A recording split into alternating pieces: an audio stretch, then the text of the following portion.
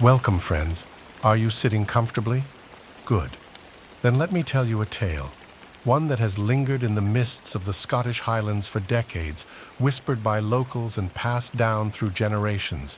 It's a story of mystery, of kindness beyond the grave, and of the strange, unexplainable things that sometimes happen in the wild, untamed beauty of Scotland.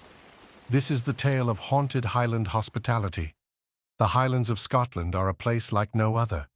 Rugged mountains rise like ancient sentinels, their peaks often shrouded in mist. Deep, dark lochs stretch out like mirrors, reflecting the brooding skies above. The land is vast and wild, dotted with small villages and the ruins of castles that speak of a time when clans ruled these lands, their histories steeped in blood and bravery. It is a place where the past feels close, where the air itself seems to hum with the echoes of those who came before.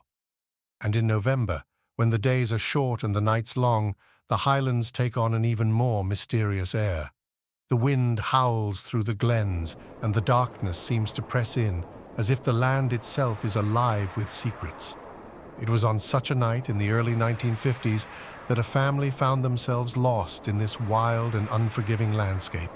A father, mother, and their 10-year-old son were traveling through the Highlands, their car winding along narrow, twisting roads that seemed to lead nowhere. The rain was relentless, hammering against the windscreen, and the wind howled like a living thing, shaking the car as it crawled forward. The headlights barely pierced the darkness, and the father, his hands gripping the steering wheel tightly, muttered under his breath as he tried to keep the car on the road. "We should have stopped earlier," the mother said, her voice tight with worry. She sat in the passenger seat, her hands clasped in her lap, glancing nervously at their son in the back seat. The boy was quiet, his face pale in the dim light of the dashboard. He stared out into the storm, his breath fogging the window. "I know," the father replied, his tone clipped, "but there wasn't anywhere to stop. Just keep an eye out for any lights." The boy shifted in his seat. "I'm cold," he murmured. "We'll find somewhere soon," the mother reassured him, though her voice wavered. The storm was unrelenting, and the isolation of the Highlands felt oppressive, the vast, empty landscape stretching endlessly into the night. Then, just as hope was beginning to wane, the boy sat up suddenly and pointed out the window. "Look, over there!" The parents followed his gaze, and there it was, a faint, flickering light in the distance. It was coming from what appeared to be a large building, its silhouette barely visible through the sheets of rain. A castle. "Thank God," the mother breathed. "Let's see if they'll let us stay." The father turned the car onto a gravel path leading up to the castle. The tires crunched over the stones, the sound barely audible over the storm. As they approached, the light grew brighter, spilling out from a window near the massive wooden door. The castle loomed above them, its stone walls dark and weathered, the battlements jagged against the stormy sky. The father parked the car, and they hurried to the door, huddling together against the wind and rain. He knocked, the sound echoing hollowly.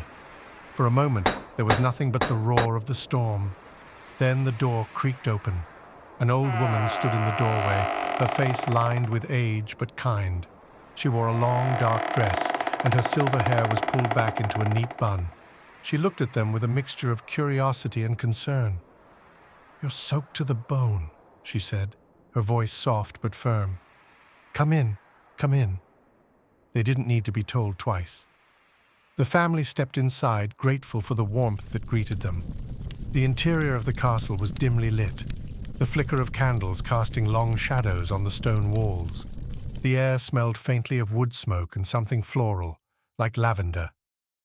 "Thank you," the mother said, her voice trembling. "We didn't know where else to go."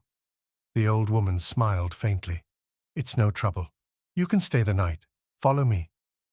She led them through the castle, her footsteps echoing on the stone floor. The family exchanged uneasy glances, but they were too tired and cold to question their good fortune. The woman showed them to a small but comfortable room with a roaring fire and a large bed. "Rest now," she said. "You'll be safe here." The family thanked her profusely, and soon they were asleep, the storm raging outside. When they awoke the next morning, the castle was eerily silent. The fire had burned down to embers, and the air was cold. The family dressed quickly and went in search of their host, but the old woman was nowhere to be found. In fact, the castle itself seemed different in the daylight, darker, emptier, as though it had been abandoned for years. Unease prickled at the edges of their minds, and they decided to leave. The father started the car, and they drove down the gravel path, the castle disappearing behind them. The storm had passed, and the morning was bright and clear, the Highlands bathed in golden light. They reached a small village a few miles down the road and stopped at a cafe for breakfast. The place was warm and bustling, a stark contrast to the eerie stillness of the castle. As they ate, the mother struck up a conversation with the woman behind the counter. "We were lucky to find shelter last night," she said. "There's a castle not far from here. An old woman let us stay." The woman froze, her cheerful expression faltering. "A castle?" she repeated. "Yes," the mother said, "just up the road. It was a godsend in that storm." The woman shook her head slowly. "There's no castle up that way, not anymore." The family exchanged confused glances. "What do you mean?" the father asked. "It was destroyed," the woman explained. "Burned to the ground during a battle. Oh, must have been over 100 years ago. They say the lady of the castle stayed behind to tend to the wounded soldiers. She saved as many as she could, but she died in the fire." The boy's fork clattered to his plate. "But we were there," he said. "We saw it. We stayed there." The woman's face softened, though her eyes were wary. "You're not the first to say that," she said quietly. "Sometimes travelers in trouble see the lights and find shelter. They say the lady still watches over the castle, helping those in need, just like she did all those years ago." The family sat in stunned silence, the weight of her words sinking in. Outside, the sun shone brightly, but the memory of the storm and the castle lingered, a shadow they would never quite shake. Thank you for watching. If you enjoyed this video, don't forget to like, comment, and subscribe for more.